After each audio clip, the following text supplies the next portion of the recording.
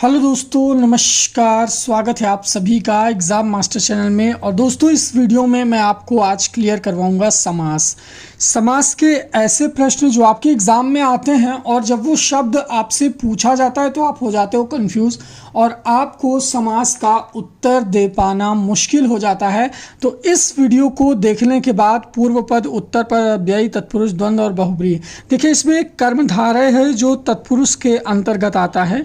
तो टोटल आपको ये 5 समास तैयार करने हैं और इन्हीं 5 समास से आपके परीक्षा में प्रश्न पूछे जाते हैं। ठीक है, तो इस वीडियो में आपको फाइनली ये 5 समास मैं क्लियर कर दूंगा।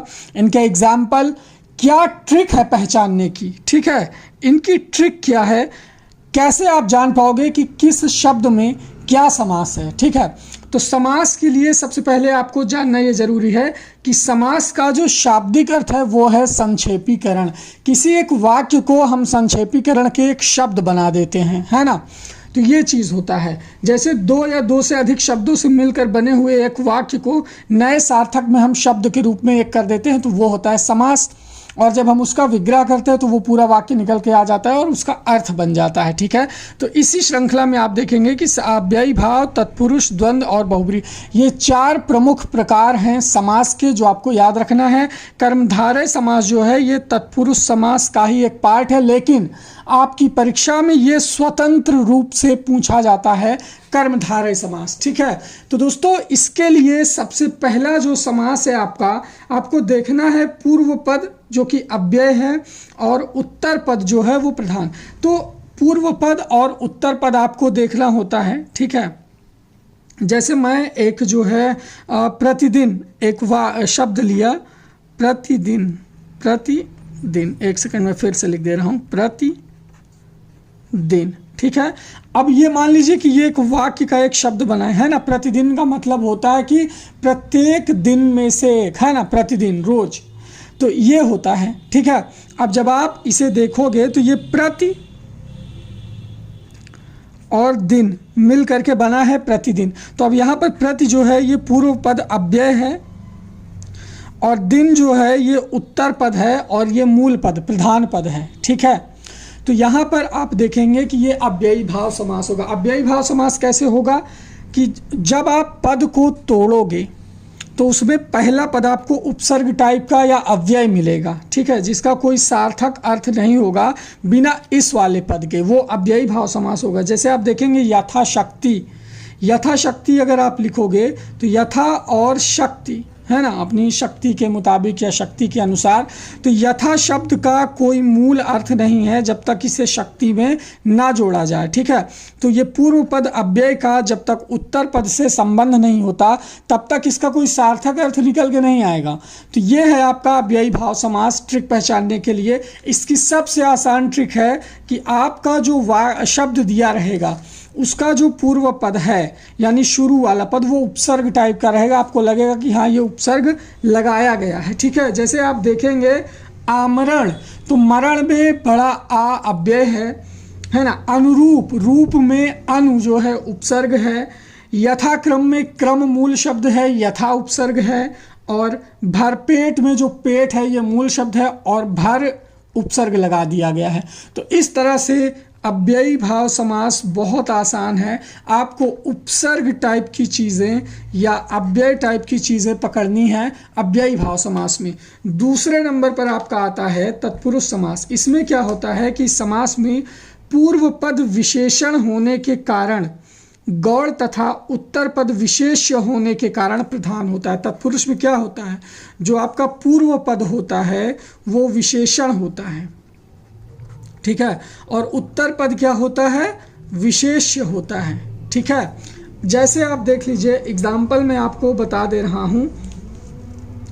तत्पुरुष समास, दूसरा समास, जैसे आप देखेंगे देश निकाला, आपसे पूछ ले कि देश निकाला में कौन सा समास है तो सही जवाब होगा, देखिए ये देश से निकालना, है ना, देश से निकालना या देश से निकाला हुआ। तो इसमें अगर आपने कारक पढ़ा है, कारक, कारक की विभक्तियां आती हैं, जैसे देश निकाला में जब आप अर्थ निकालोगे तो देश से निकाला, तो ये से जो है आपका अपादान कारक से आता है, ठीक है, क्योंकि ये अलग हो रहा है देश से, निकाल दिया है तो क्या है, देश से अलग। पत्ते पेड़ से गिरते हैं, अलग हो रहे हैं पत्ते पेड़ से, तो अपादान कारक होगा, ठीक है। तो यहाँ पर आपको कारक की जो सारी विभक्तियाँ हैं, जैसे कर्म कारक, करण कारक, ठीक है, ये सारी चीज़ें आपको पहचाननी है। तो गाइस तत्पुरुष समास में तो बस क्या करना है, तत्पुरुष समास में आपको कारक की जो विभक्तियां हैं ये याद रखना है। जैसे कारक की विभक्तियां कौन कौन सी हैं, कर्म, करण, संप्रदान, अपादान। संप्रदान अपादान के बाद आपका आता है अधिकरण, अधिकरण के बाद आता है आपका नंग समास। तो ये कर्म, करण, संप्रदान, अपादान, उसके बाद अधिकरण, ठीक है, ये चीज़ें। इसके बाद संबंध भी आपका आ जाता है, संबंध, ठीक है। तो ये 6 चीज़ें आपको याद रखनी है। इन्हीं के जो चिन्ह हैं वो तत्पुरुष समास में आपके पूछे जाते हैं, ठीक है।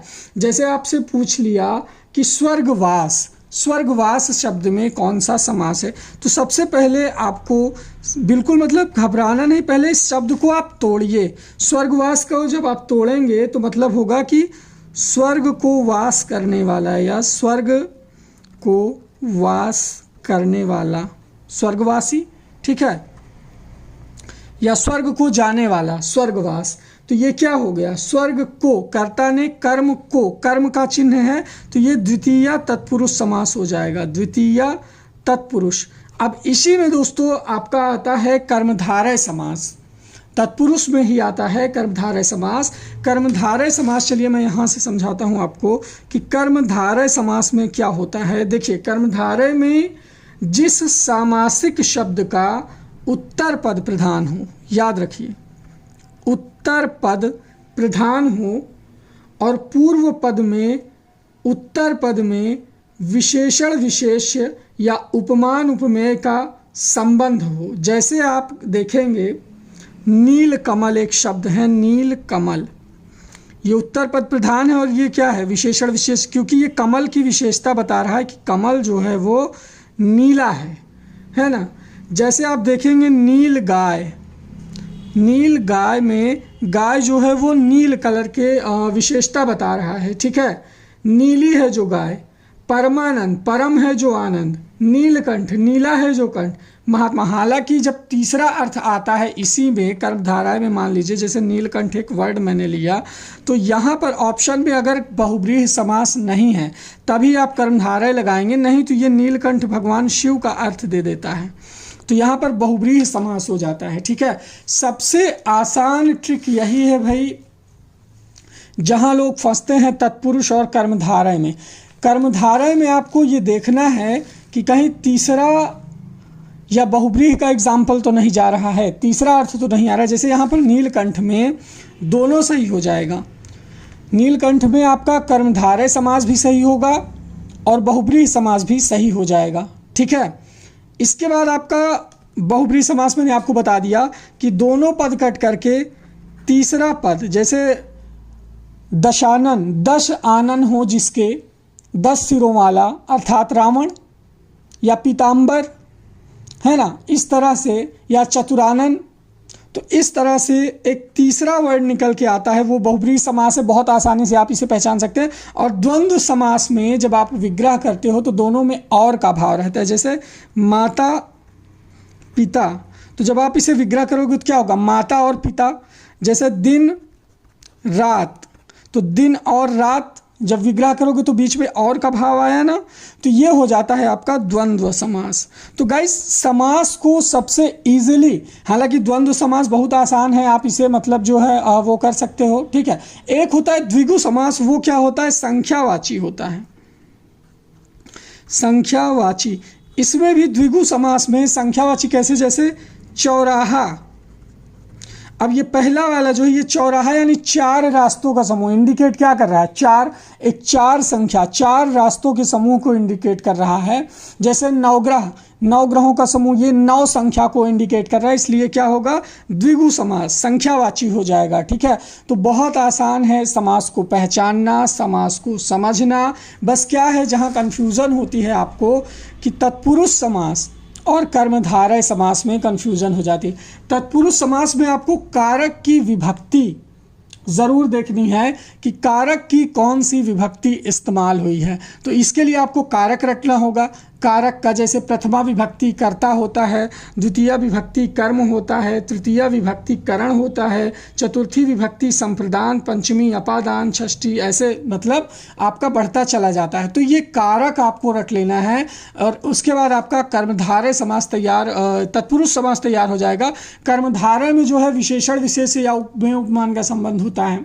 ठीक है, तो ये चीज़ बचना है आपको। क्या सावधानी रखनी है कि कर्मधारय और तत्पुरुष और बहुब्रीहि में तीसरा अर्थ तो नहीं आ रहा। अगर तीसरा अर्थ आ रहा है तो अगर ऑप्शन में आपके एग्जाम में ऑप्शन में बहुब्रीहि दे रखा है तो भाई बहुब्रीहि के लिए जाएंगे, और अगर कर्मधारय दे रखा है बहुब्रीहि नहीं दिया तो कर्मधारय के लिए जाएंगे। अगर कर्ता पद पकड़ ले रहे हैं तो तत्पुरुष के लिए चले जाएंगे। ठीक है, तो इस तरह से तत्पुरुष कर्मधारय को हम डील करते हैं आसानी से। एक शब्द आता है, कुछ ऐसे समास हैं जिनमें मान लीजिए कि एक से अधिक समास हो जाते हैं। कुछ ऐसे वर्ड हैं जैसे त्रिलोचन, 3 लोचन हैं जिसके, है ना, त्रिलोचन, तो ये आपका जो है बहुब्रीहि समास भी आएगा और संख्यावाची है 3 लोचन, 3 आँखों की बात कर रहा है, तो ये क्या हो जाएगा आपका द्विगु समास भी हो जाएगा। तो इस तरह से ये काफ़ी आसान हो जाता है आपके लिए। अब आपको अपने विवेक का इस्तेमाल करना है कि ऑप्शन में क्या दे रखा है। ठीक है, अगर ऑप्शन में दोनों दे रखा है तो आप दोनों में से अगर बहुब्रीहि की पॉसिबिलिटी ज़्यादा रहती बहुब्रीहि पे टिक करोगे क्योंकि उस पर नंबर मिल जाता है। हालांकि वो बाद में ऑब्जेक्शन करके दोनों पर नंबर मिलता ही मिलता है अगर दोनों ऑप्शन दे रखा है। ठीक है, जैसे आपसे एग्जाम में पूछ लिया त्रिलोचन, तो भाई त्रिलोचन के लिए अब दोनों समास है, संख्यावाची वाला द्विगु समास भी है और बहुब्रीहि भी है। तो अगर ये दोनों ऑप्शन में दे दिया तो कोई भी आप लगा दोगे दोनों में नंबर मिलेगा, क्योंकि ये क्वेश्चन ही उस हिसाब से गलत हो जाएगा। ठीक है, तो ये चीज़ आपको ध्यान देनी है। संख्यावाची, अव्यय, कर्ता कारक, कर्म कारक यानी कारक का, और ये विशेषण विशेष्य का, और ये और वाला भाव या विपरीत विरोध वाला भाव भी रहता है द्वंद्व समास में, जैसे दिन रात, दिन का उल्टा रात, माता का उल्टा पिता, है ना। लेकिन कभी कभी, ठीक है, तो इस तरह के शब्दों में भी ज़रूरी नहीं कि विपरीत ही हो। कभी कभी क्या होता है कि सेम पर्यायवाची का भी जो है हो जाता है द्विगु समास। तो इस तरह द्वंद्व समास। ठीक है, तो द्वंद्व समास को और के भाव से पकड़ेंगे, जैसे माता और पिता, दिन और रात, राम और श्याम, है ना, सीता और गीता। तो इस तरह से आप द्वंद्व समास पकड़ेंगे। तो बस यही थी दोस्तों एक आसान सी ट्रिक जो लोगों को समझ में नहीं आती और एग्जाम में हो जाते हैं कंफ्यूज। आशा करता हूँ कि आपको काफ़ी पसंद आया होगा। ठीक है, बस क्या है कि ये पूर्व पद उत्तर पद का ड्रामा कुछ नहीं है, इसे कुछ नहीं समझना। पूर्व पद पहले वाला होता है, उत्तर पद बाद वाला होता है। जैसे ये उत्तर पद है और ये पूर्व पद है। ठीक है, तो बस इतनी सी बात रहती है जिसके लिए हम किताब और सब कुछ पढ़ डालते हैं और समझ में नहीं आता, फिर भी आप देख लीजिए। Thank you so much. आप सभी का वीडियो को लाइक करें, शेयर करें और सब्सक्राइब करें चैनल एग्जाम मास्टर। बहुत बहुत शुक्रिया।